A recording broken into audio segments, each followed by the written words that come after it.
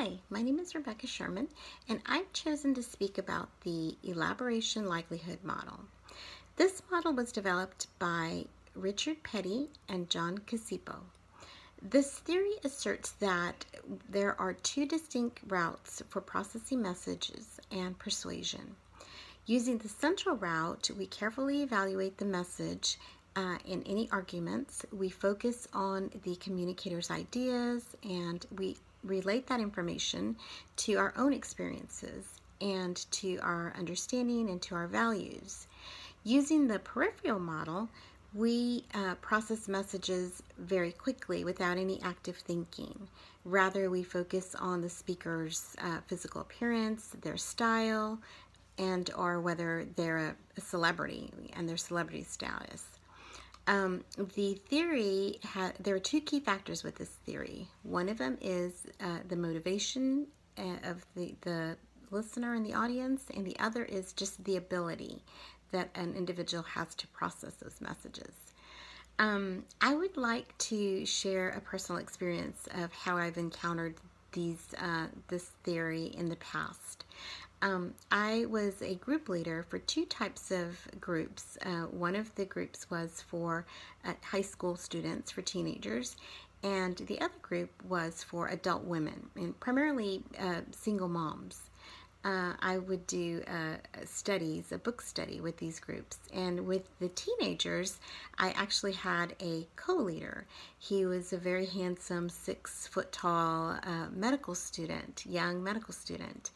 And when we would speak, our audience, remember it was teenagers, they would clearly use a peripheral route for processing messages. I distinctly remember one time where a teenage girl was just kind of daydreaming as he was speaking and teaching part of the message.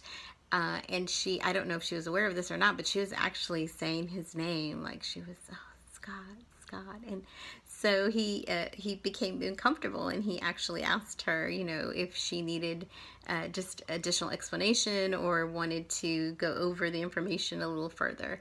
So in that case, that is a perfect example of someone listening using the peripheral route.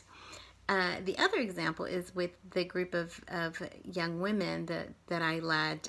They were clearly would process the message using the central route. I mean, there was note-taking, there was questions asked, just a real healthy Q&A, question and answer session towards the end of our discussions every time.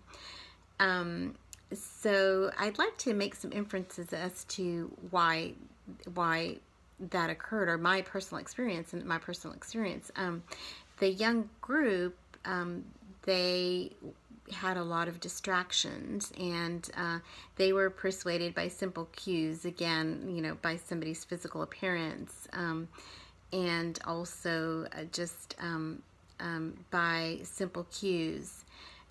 With the adult women, you'd really have to know your stuff. I mean, they were very well versed and had the ability to process the message and the desire. They were motivated to process the message as it was being presented to them. So in conclusion, what I have found and how I will use this theory in my future is that if I have an audience of peripheral individuals that are most likely going to be persuaded by simple cues, I'll prepare my message with using jargon and having it just looking really sharp, and also if I have an opportunity to recruit a celebrity, I would do that. I would use that route as a persuader. I think that the peripheral processing is definitely easy street for a persuader, as opposed to if I was going to present some information to an audience using the central processing. It would be more challenging. I'd have to make sure that I had done my research and that I knew what I was talking about. So in conclusion, I think that the important thing to remember is just to prepare. If you want to persuade your audience, is just come prepared to address the audience in those two distinct routes, either the peripheral route or the central route, just depending on what the material is that you are going to share with that audience. Thank you for watching.